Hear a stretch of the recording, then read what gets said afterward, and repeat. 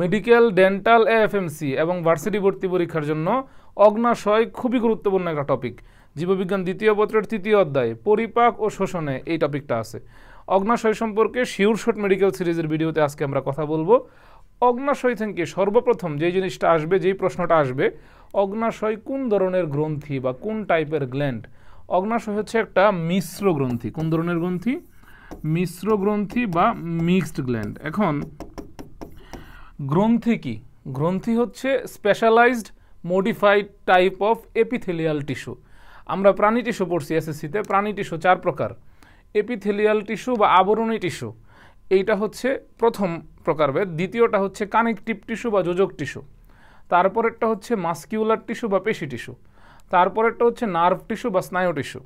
এখন এই এপিথেলিয়াল টিস্যুটা যখন স্পেশালি মডিফাইড হয়, বিশেষভাবে রূপান্তরিত হয়। কেন রূপান্তরিত হয়? কোনো কিছু ক্ষরণ করার জন্য। এখন সেই ক্ষরণটা কি হইতে পারে? সেই সিক্রেশনটা কি হইতে পারে? হইতে পারে হরমোন, হইতে পারে এনজাইম। এখন এই গ্রন্থি বা গ্ল্যান্ড যদি হরমোন ক্ষরণ করে, কি ক্ষরণ করে? হরমোন ক্ষরণ করে, তখন তাকে বলি আমরা এন্ডোক্রাইন গ্ল্যান্ড বা অন্তঃক্ষরা গ্রন্থি। এন্ডোক্রাইন গ্ল্যান্ড বা অন্তঃক্ষরা গ্রন্থি। এবং এদের কোনো নালী নাই, কোনো ডাক্ট নাই, এরা ডাক্টলেস। তাহলে অন্তঃক্ষরা গ্রন্থি কি ক্ষরণ করে? অন্তঃক্ষরা গ্রন্থি হচ্ছে হরমোন ক্ষরণ করে। হরমোন ক্ষরণ করে কোন ধরনের গ্রন্থি? অন্তঃক্ষরা বা এন্ডোক্রাইন গ্রন্থি। এবং এদের মধ্যে কি নাই? এদের মধ্যে নালী নাই। কিভাবে আমরা মনে রাখবো? অন্তঃক্ষরার প্রথম অক্ষর কি? অন্তঃক্ষরার প্রথম অক্ষর হচ্ছে অ। অনাল মানে হচ্ছে নাবোধক জিনিস বোঝায়, যেমন অমানুষ, মানবিকতা নাই। অনাল মানে নাল বা নালী নাই। তাহলে অন্তঃক্ষরা গ্রন্থি হচ্ছে অনাল বা নালীবিহীন। এবং এদের ক্ষরণটা কি? এদের ক্ষরণটা হচ্ছে হরমোন। এবং আরেকটা জিনিস ক্ষরণ করে, সেটা হচ্ছে এনজাইম। সেটা কি? এনজাইম। এখন এনজাইম কিন্তু অন্তঃক্ষরা গ্রন্থি ক্ষরণ করে না। এনজাইম ক্ষরণ করে হচ্ছে বহিঃক্ষরা গ্রন্থি। কে ক্ষরণ করে? বহিঃক্ষরা গ্রন্থি বা এক্সোক্রাইন গ্ল্যান্ড। এখন এন্ডোক্রাইন গ্ল্যান্ডের তো কোনো নালী নাই, কোনো ডাক্ট নাই, কিন্তু বহিঃক্ষরা গ্রন্থির কিন্তু নালী আছে বা ডাক্ট আছে। তাহলে বহিঃক্ষরা গ্রন্থি হচ্ছে নালীযুক্ত। তার মানে আমরা বুঝলাম গ্রন্থি হরমোনও ক্ষরণ করতে পারে, এনজাইমও ক্ষরণ করতে পারে। হরমোন ক্ষরণ করে অন্তঃক্ষরা গ্রন্থি, এনজাইম ক্ষরণ করে বহিঃক্ষরা গ্রন্থি। এখন মিশ্র গ্রন্থি বা মিক্সড গ্ল্যান্ড কি? মিশ্র গ্রন্থি বা মিক্সড গ্ল্যান্ড হচ্ছে এমন একটা গ্রন্থি যেটা হরমোনও ক্ষরণ করবে এবং এনজাইমও ক্ষরণ করবে। তার মানে আমরা দেখতেছি অগ্নাশয় হরমোনও ক্ষরণ করে, এনজাইমও ক্ষরণ করে। অগ্নাশয়ের মধ্যে অন্তঃক্ষরা বা এন্ডোক্রাইন পার্টও আছে, বহিঃক্ষরা বা এক্সোক্রাইন পার্টও আছে। তাহলে অন্তঃক্ষরা এবং বহিঃক্ষরা অংশ উভয় মিলে যেটা হয় সেটা হচ্ছে মিশ্র গ্রন্থি। তাহলে অগ্নাশয় বা পেনক্রিয়াস একটা কি গ্রন্থি? মিশ্র গ্রন্থি। এরকম মিশ্র গ্রন্থি আর কি আছে? এরকম মিশ্র গ্রন্থি আর আছে হচ্ছে শুক্রাশয়, তারপর কি আছে? তারপর আছে ডিম্বাশয়, ইংরেজি কোনো জানা লাগবে, টেস্টিস, ওভারি এবং যকৃত একটা মিশ্র গ্রন্থি। তাহলে মিশ্র গ্রন্থি বা মিক্সড গ্ল্যান্ড কি আছে?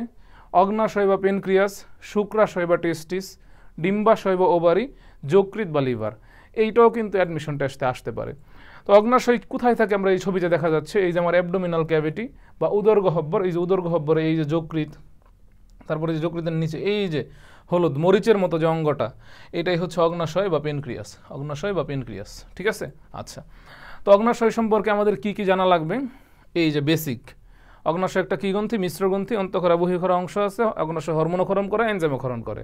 তার মানে এখন আমার জানা লাগবে অগ্নাশয় থেকে কি হরমোন ক্ষরণ হয়, অগ্নাশয় থেকে কি এনজাইম ক্ষরণ হয়। তাহলে প্রশ্নগুলো কি? প্রশ্নগুলো হচ্ছে অগ্নাশয় কোন ধরনের গ্রন্থি? মিশ্র গ্রন্থি। কেন মিশ্র? কারণ এটার অন্তঃক্ষরা অংশ আছে, বহিঃক্ষরা অংশ আছে। অন্তঃক্ষরা থেকে কি আসে? হরমোন। তার অগ্নাশয় থেকে কি হরমোন আসে সেটা আমার জানা লাগবে, এবং সেই হরমোনগুলো কই থেকে আসে সেটাও জানা লাগবে। প্রশ্ন বুঝতে হবে প্রশ্ন কিভাবে আসবে। তারপর হচ্ছে এনজাইমও ক্ষরণ করে। তার মানে অগ্নাশয় কি এনজাইম ক্ষরণ করে, সেই এনজাইমগুলোর নাম আমার জানা লাগবে, এনজাইমগুলোর কাজ আমার জানা লাগবে। তাহলেই এই প্রশ্ন কভার হয়ে যাবে। ঠিক আছে? আচ্ছা, তাহলে এই যে অগ্নাশয়, এগুলো হচ্ছে অগ্নাশয় সম্পর্কে পরিচিতি।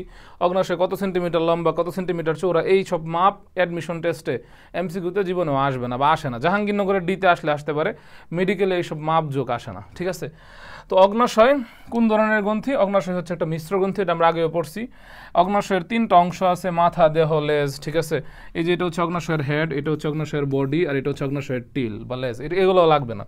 যেটা লাগবে সেটা হচ্ছে অগ্নাশয়ের মধ্যে একটা বিশেষ ধরনের নালী আছে, সেটাকে বলে উইসাং নালী, ঠিক আছে, ডাক্ট অফ উইসাং, ঠিক আছে। এই নালী, এই জিনিসটা আসবে যে উইসাং নালী কোন অঙ্গের মধ্যে আছে? উইসাং নালী অগ্নাশয়ের মধ্যে আছে, এইটা জানা লাগবেই। এটা পরীক্ষাতে এমসিকিউ হিসেবে আসবেই। তাহলে উইসাং নালী কার মধ্যে আছে? অগ্নাশয়ের মধ্যে আছে। তারপর অগ্নাশয় একটা কোন ধরনের গ্রন্থি? অগ্নাশয় হচ্ছে একটা মিশ্র গ্রন্থি হওয়াতে এটার মধ্যে কি কি আছে? বহিঃখরা অংশ আছে এবং অন্তঃখরা অংশ আছে, এগুলো আমরা অলরেডি পড়ে ফেলছি। তাহলে এই বহিঃখরা অংশের মধ্যে থেকে কি কি আসে? বহিঃখরা অংশের মধ্যে থেকে অগ্নাশয় রস নিঃসৃত হয় বা এনজাইম নিঃসৃত হয়, এই যে এনজাইম। এবং অন্তঃখরা অংশের আরেকটা নাম আছে, সেই নামটা হচ্ছে আইলেটস অফ ল্যাঙ্গারহ্যান্স। অগ্নাশয়ের অন্তঃখরা অংশের বা এন্ডোক্রাইন অংশের আরেকটা নাম আছে, নামটা কি? Islets of Langerhans. এটা মনে রাখতে হবে, ঠিক আছে। এবং এরা কি ক্ষরণ করে? এরা হচ্ছে হরমোন ক্ষরণ করে। কি ক্ষরণ করে? হরমোন। এগুলো জানা লাগবে। তাহলে অগ্নাশয়ের অফ আইল্যান্ডস অফ ল্যাঙ্গারহ্যান্স বা এন্ডোক্রাইন অংশের বা অন্তঃক্ষরা অংশের মধ্যে কি কি কোষ থাকে? 4টা কোষ থাকে। কয়টা কোষ থাকে? অগ্নাশয়ের অন্তঃক্ষরা অংশে বা আইল্যান্ডস অফ ল্যাঙ্গারহ্যান্সে 4টা কোষ থাকে। এই 4টা কোষের নাম জানা লাগবেই। প্রথম কোষের নাম হচ্ছে আলফা কোষ। কি কোষ? আলফা কোষ। দ্বিতীয় কোষের নাম হচ্ছে বিটা কোষ। তৃতীয় কোষের নাম হচ্ছে ডেল্টা কোষ। চতুর্থ কোষের নাম হচ্ছে পিপি কোষ বা পেনক্রিয়াটিক পলিপেপটাইড। তো এই আলফা কোষ থেকে যে হরমোন ক্ষরণ হয়, আলফা সেল থেকে যে হরমোন ক্ষরণ হয় তার নাম হচ্ছে গ্লুকাগন। এবং এই বিটা কোষ থেকে যে হরমোন ক্ষরণ হয়, তার নাম হচ্ছে ইনসুলিন। তার নাম কি? ইনসুলিন। খুবই গুরুত্বপূর্ণ একটা হরমোন, ঠিক আছে। এখন গ্লুকাগন এবং ইনসুলিন এই দুইটার কাজ হচ্ছে বিপরীত, ঠিক আছে। যেমন আমরা ধরলাম এটা হচ্ছে একটা রক্তের নালী বা ব্লাড ভেসেল। এখন আমরা যা খাই তা পরিপাক হয়ে বা ডাইজেশন হয়ে তো রক্তের নালীর মধ্যে যায়, তাই না? আমরা যদি ভাত খাই, আলু খাই, চিনি খাই, এগুলো তো শর্করা জাতীয় খাবার। তাহলে শর্করা পরিপাক হয়ে বা ডাইজেস্ট হয়ে কিসে পরিণত হয়? গ্লুকোজে। তাহলে এই যে গ্লুকোজ। এখন এই যে গ্লুকাগন, এই গ্লুকাগনের কাজটা হচ্ছে রক্তে গ্লুকোজের পরিমাণটা অ্যাকচুয়ালি বাড়ানো। এখন ইনসুলিন নামটা আমরা কিভাবে শুনছি? আমাদের কারো ফ্যামিলিতে বা কারো রিলেটিভ বা আশেপাশে যদি ডায়াবেটিসের পেশেন্ট থাকে বা হাইপার গ্লাইসেমিয়ার পেশেন্ট থাকে, তখন আমরা দেখি তারা ইনসুলিন নেয় সিরিঞ্জের মাধ্যমে, তাই না? তার মানে ইনসুলিন কেন নেয়? কারণ তারা বলে যে রক্তে তো সুগার বেড়ে গেছে। এই যে গ্লুকোজ, এই গ্লুকোজটাই হচ্ছে মেনলি সেখানে সুগার। তাহলে ইনসুলিনটা তারা কেন নেয়? সেই সুগারটাকে কমানোর জন্য, তার মানে গ্লুকোজটাকে কমানোর জন্য। তার মানে এই যে ইনসুলিনের কাজটা হচ্ছে রক্তের এই গ্লুকোজটাকে কমানো। তাহলে ইনসুলিন কি করে? ইনসুলিন রক্তের গ্লুকোজ লেভেলটাকে কমায়, ঠিক আছে। ইনসুলিন রক্তের শর্করাকে কমায়, ইনসুলিন রক্তের চিনিকে কমায়। তাহলে গ্লুকাগন ঠিক উল্টাটা করে। গ্লুকাগন কি করে? গ্লুকাগন হচ্ছে রক্তে গ্লুকোজের পরিমাণটাকে বাড়ায়, রক্তে শর্করার পরিমাণটাকে বাড়ায়, রক্তে চিনির পরিমাণকে বাড়ায়, ঠিক আছে। এই হচ্ছে বেসিক জিনিস। এই দুইটা জিনিস আসবেই, ঠিক আছে। গ্লুকাগন গ্লুকোজের পরিমাণ রক্তে বাড়ায়, ইনসুলিন গ্লুকোজের পরিমাণ কমায়। এবং এই যে ডেল্টা কোষ, এই ডেল্টা কোষ থেকে ক্ষরণ হয় সোমাটোস্টেটিন। এই নামের আগে কি আছে? সোমাটোস্টেটিন। স্ট্যাটিক কন্ডিশনে রাখে। সোমা মানে হচ্ছে সেল বডি। সোমা মানে কি? সেল বডি বা কোষ দেহ। তার মানে এখানে মেইন কোষ কি? আলফা কোষ আর বিটা কোষ, আলফা সেল আর বিটা সেল। সোমা মানে হচ্ছে সেল বডি বা সেল দেহ। সোমাটোস্টেটিন তাহলে সেল বডিকে, সোমাকে স্ট্যাটিক কন্ডিশনে রাখবে বা নিয়ন্ত্রণ করবে, ঠিক আছে, কন্ট্রোল করবে। তাহলে আলফা এবং বিটা কোষের ক্ষরণকে নিয়ন্ত্রণ করবে কে? সোমাটোস্টেটিন। মোট কথা সোমা সেল বডি, সব সেল বডিকে কন্ট্রোল করবে। তারপর হচ্ছে পিপি কোষ বা পেনক্রিয়াটিক পলিপেপটাইড কোষ, ঠিক আছে। পিপি, এক পি থেকে হচ্ছে পেনক্রিয়াটিক, আরেক পি থেকে হচ্ছে পলিপেপটাইড। তাহলে পেনক্রিয়াটিক পলিপেপটাইড অগ্নাশয় রসক্ষরণে বাধা দিবে, ঠিক আছে। এই হচ্ছে এই অন্তঃক্ষরা অংশ বা আইলেটস অফ ল্যাঙ্গারহ্যান্স অংশের কাজ। তারপর এখান থেকে আমাদের বহিঃক্ষরা অংশকে অনেক সময় অ্যাসাইনাস বা এসিনাস বা অ্যাসাইনাস বলা হয়। বহিঃক্ষরা অংশকে কি বলা হয়? অগ্নাশয়ের বহিঃক্ষরা অংশকে বলা হয় এসিনাস আর অ্যাসাইনাস। অন্তঃক্ষরা অংশকে কি বলা হয়? Islets of Langerhans. তাহলে আমরা জানি বহিঃক্ষরা অংশ থেকে তো এনজাইম ক্ষরণ হয়। কি ক্ষরণ হয়? এনজাইম ক্ষরণ হয়, এনজাইম। তাহলে এখান থেকে এনজাইম আসবে এবং এনজাইমগুলো অ্যাকচুয়ালি একটু ক্ষারীয় প্রকৃতির। এখন কি কি এনজাইম আসবে? এখানে যে রসটা ক্ষরণ হয় অগ্নাশয় রস, এখানে 98% পানি থাকে। এখন কি কি এনজাইম আসবে? এই ট্রিপসিন, পেনক্রিয়াটিক অ্যামাইলেস, তারপর হচ্ছে কাইমোট্রিপসিন, লাইপেস। তাহলে এই যে এইগুলো হচ্ছে এখানকার এনজাইম, কিন্তু মেইন এনজাইম তিনটা আমাদেরকে মনে রাখতে হবে, ট্রিপসিন, কাইমোট্রিপসিন, পেনক্রিয়াটিক অ্যামাইলেস, ঠিক আছে? এইগুলো অগ্নাশয় রিলিজ করে, ঠিক আছে? কিন্তু পেপসিন, কিন্তু দেখেন ট্রিপসিন, কাইমোট্রিপসিন এগুলো যখন থাকবে তখন কিন্তু আপনারা কনফিউজ হয়ে যাবেন পেপসিন দিয়ে। পেপসিন কিন্তু আলটিমেটলি অগ্নাশয় ক্ষরণ করে না, মনে রাখবেন। পেপসিনের প্রথম অক্ষর প, পাকস্থলীর প্রথম অক্ষর প। তার মানে পেপসিন পাকস্থলী থেকে রিলিজ হয়। গ্যাস্ট্রিক মানে হচ্ছে পাকস্থলী, তাহলে গ্যাস্ট্রিক গ্ল্যান্ড বা পাকস্থলীর গ্রন্থি থেকে পেপসিন রিলিজ হয়, অগ্নাশয় থেকে হয় না। কনফিউজড হওয়া যাবে না। তাহলে অগ্নাশয়ের অন্তঃক্ষরা অংশ গেল, বহিঃক্ষরা অংশ গেল। এখন আমরা দেখি কি কি প্রশ্ন অগ্নাশয় থেকে মেডিকেল ভর্তি পরীক্ষায় আসে। মেডিকেল ভর্তি পরীক্ষা MBBS 2021 সালে আসছে। কোন এনজাইম অগ্নাশয়ে নাই? দেখেন ট্রিপসিন, ট্রিপসিন অগ্নাশয়ের মধ্যে আছে আমরা দেখছি।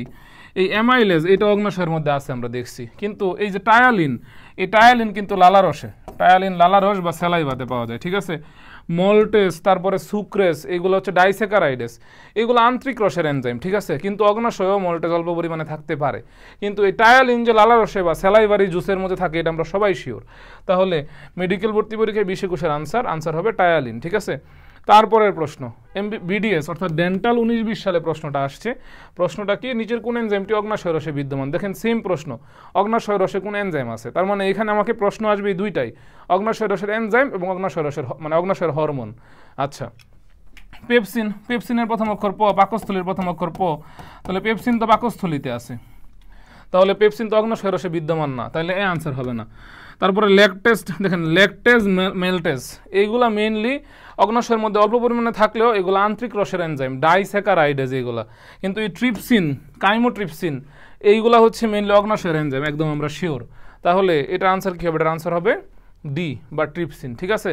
তাহলে আমাদের পরের প্রশ্নটা হচ্ছে MBBS 15-16 সালে আসছে, ঠিক আছে? মেডিকেল ভর্তি পরীক্ষায় 15-16 সালে আসা প্রশ্ন, কোনটা মিশ্র গ্রন্থি? আমরা বলছিলাম বডির মধ্যে মিশ্র গ্রন্থি কি কি আছে। বডির মধ্যে মিশ্র গ্রন্থি আছে হচ্ছে অগ্নাশয় বা পেনক্রিয়াস, তারপর আছে শুক্রাশয় বা টেস্টিস, তারপরে আছে হচ্ছে ডিম্বাশয় বা ওভারি, তারপর আছে হচ্ছে যকৃৎ। অনেকেই মনে করে নামের শেষে আশয় থাকলেই বোধহয় মিশ্রগ্রন্থি, না, মহাশয় নামের শেষেও কিন্তু আশয় আছে। তাহলে অগ্নাশয়, শুক্রাশয়, ডিম্বাশয়, এই যে নামের শেষে আশয় আছে এই কারণে মিশ্রগ্রন্থি, এই কারণে মহাশয়, এটাও মিশ্রগ্রন্থি হয়ে যাবে, ব্যাপারটা এমন না, ঠিক আছে? তাহলে এই যে এই চারটা হচ্ছে মেইনলি মিশ্রগ্রন্থি। তাহলে অগ্নাশয় হচ্ছে একটা কী গ্রন্থি? মিশ্রগ্রন্থি। কিন্তু এই যে পেরোটিড একটা লালা গ্রন্থি। কি গ্রন্থি? লালা গ্রন্থিটা হচ্ছে বহিঃক্ষরা গ্রন্থি। তাহলে পেরোটিড গ্রন্থি কি? বহিঃক্ষরা গ্রন্থি। সোয়েট গ্ল্যান্ড বা ঘাম গ্রন্থির যে গ্ল্যান্ডটা আছে, ঘাম ক্ষরণ হয় না, ঘাম, তাহলে এটাও কিন্তু বহিঃক্ষরা গ্রন্থি, ঠিক আছে? অশ্রু আলটিমেটলি এটা অন্তঃক্ষরা গ্রন্থি, মানে বা বহিঃক্ষরা গ্রন্থি বা ওই যে মিশ্রগ্রন্থি, ওই যে প্রকারভেদের মধ্যে আছে।